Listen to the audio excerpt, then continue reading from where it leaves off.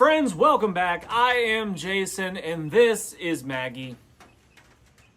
Today we're discussing budget blades. I've got a budget blade from each kind of category and I thought we'd go through each one, the pros and cons, and why maybe a budget blade might be your best choice. Let's start off with probably the cheapest and a fan favorite, the Mora knife. This is the Mora 511. It's got a carbon steel blade. Comes razor sharp straight out of the package, ready to get the job done. The handles are robust. Try and break one of these things. Yes, they have a plastic handle and it's not a full tang blade, but try and break one. It is not easy. It's not easy to break one.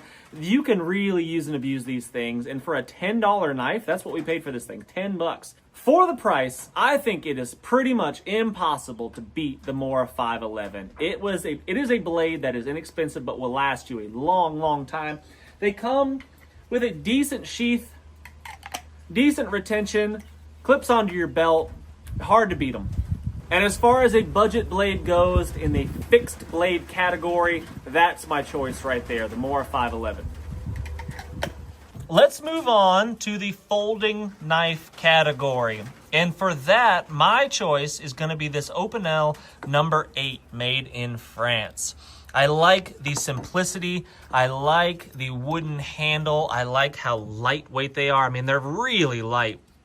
It has a convex edge that comes to an extremely keen edge. I mean, those things are really very sharp, straight out of the box, ready for action. I like the simple locking mechanism. Yeah, it's not as fast as like some of your locking folders, your modern locking folders. It's not like a one-hand open and lock kind of deal, but it's classy. And I just enjoy using this Opinel number 8. And for about 20 bucks, give or take, $15 to $20 is about what you can get these for. That is a hard knife to beat, and it will last you a long time. You can customize the wooden handle like I did here, which makes it yours. You know, makes it your knife. And I appreciate the ability to do stuff like that on my blades. And you probably will as well. So the Opinel number 8 for a folder, that is a good choice right there. I like it a lot. And that edge, I mean, I tell you what, that convex grind that this blade has, it's a really thin steel. That's probably, man, I don't even know how thin that is. It's a little bigger than a 16th probably, but in that full convex grind makes it extremely slicey.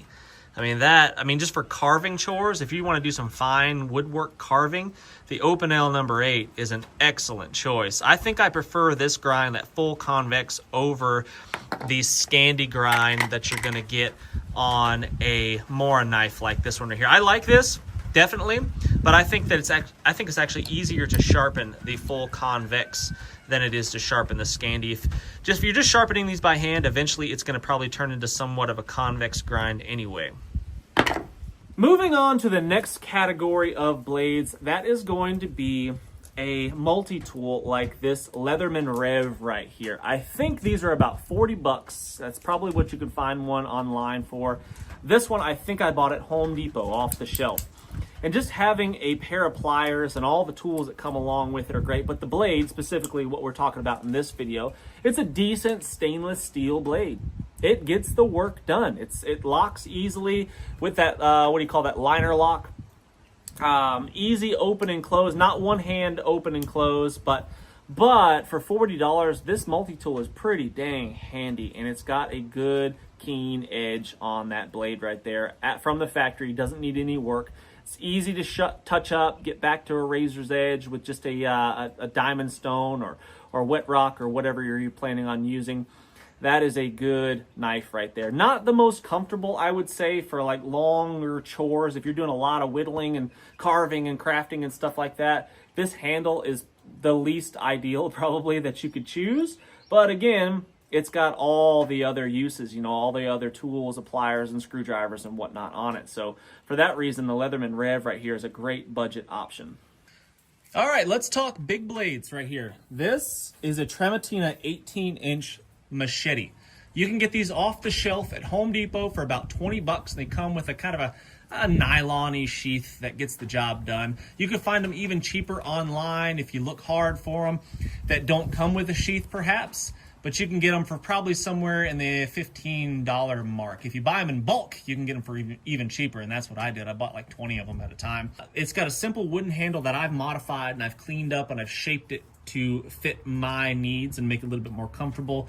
I wrap the blade right here, this portion of the blade here, so I can choke up on it, wrap it with some paracord, choke up on it, get closer to the center of gravity of that machete, and makes it more accurate, precise chopping. So I like that. I put a convex, really sharp edge on it. I give it a 90-degree spine. I force some patina. I do a lot of work. I put linseed oil on the handle. I do a lot of work to them to make them the way I like them, but it's a very inexpensive. But man, you could beat the crap out of a tool like this one. You can use and abuse and chop and cut and slice. You can dig in the dirt with them. I use the back of the machete for chopping through roots and stuff. If I'm chopping real close to the ground, I know I'm going to hit rocks. I just use the thin back that's unsharpened. I use the back of the machete and chop into the dirt, and it works. It gets the job done, and it saves my edge. But man, easy to sharpen with a rock out of the creek, which I've done plenty of times. I really enjoy using these larger tools like this Tramontina machete right here. I made a custom PVC sheath right here that is fantastic, if I do say so myself, and much better than the one that it would come with.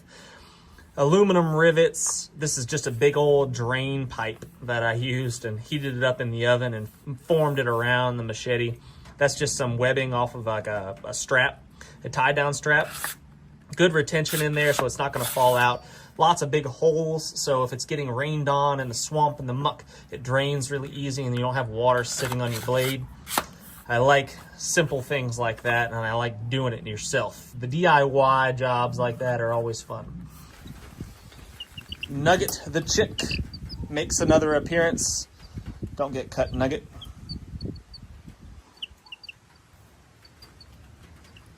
Come on, Nuggy. Come on, Nugs.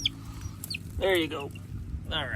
All right, friends. Well, there are my top 4 budget blades right there. I mean, every category of blades that I could think of. You got your folder, you got a multi-tool, you got a fixed blade, and you got a large chopper right there. And those are my top choices right there. If I was on a tight budget, or even if I wasn't, I really like using the budget tools. I mean, I like using and abusing tools that will stand up to the abuse, and you didn't have to put a whole lot of money in them. And if you break one, damage one, lose one, your heart isn't broken. You know, it's not that big of a deal.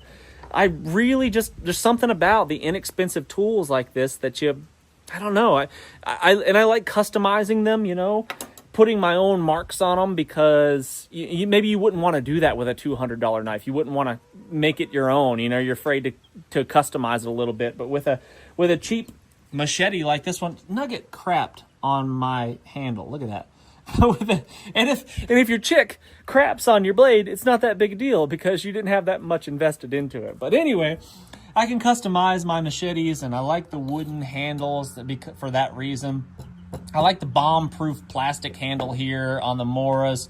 I like the simplicity. I like the durability, and I like that I didn't have to invest much money into it. So in the comment section, guys, let me know what your go-to budget blade is. Budget blades, you know, everything from the big choppers all the way down to the, the folders that fit in the pocket. Let me know what your go-to is. Let me know what your favorite is of these choices that I've listed right here, and why you like using the budget blades. Or are you the knife snob and you just refuse to use the budget blades and you'll never be caught dead with a plastic handled Mora like this one? Let me know. I want to hear about that in the comment section. I'd be happy to jump in there and have a little conversation with you. Thumbs up, subscribe if you haven't done so already. Links to these blades will be in my Amazon store. If you want to help out the channel, you want to help support my channel, I'd be really grateful for it. I'll get a couple cents off the purchase if you do buy one of these budget blades from my Amazon store. I'd be really grateful for it. But I'm pretty sure I've got all of these in there, so you should be able to find them pretty easy. And until next time, friends, what's the worst that could happen?